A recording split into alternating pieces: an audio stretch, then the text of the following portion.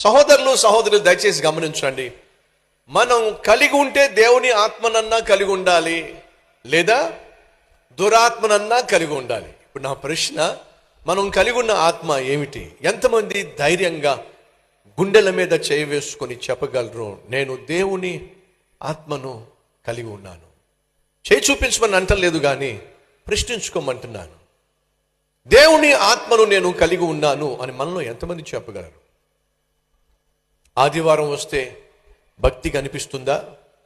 ఆదివారం వస్తే ఆత్మీయుడిగా కనిపిస్తున్నావా? సోమవారం నుంచి శనివారం వరకు మళ్ళా నీ ఇష్టానుసారంగా నువ్వు జీవిస్తున్నావా? దయచేసి విను, అది ఆత్మీయత కాదు, నటన. మనుషులను నమ్మించే ప్రయత్నం చేస్తున్నావు. కలిగి ఉంటే దేవుని ఆత్మను కలిగి ఉండాలి, ఆత్మీయంగా జీవించాలి, లేదా దురాత్మను కలిగి ఉండే దుష్టునిగా నన్ను నువ్వు జీవించాలి.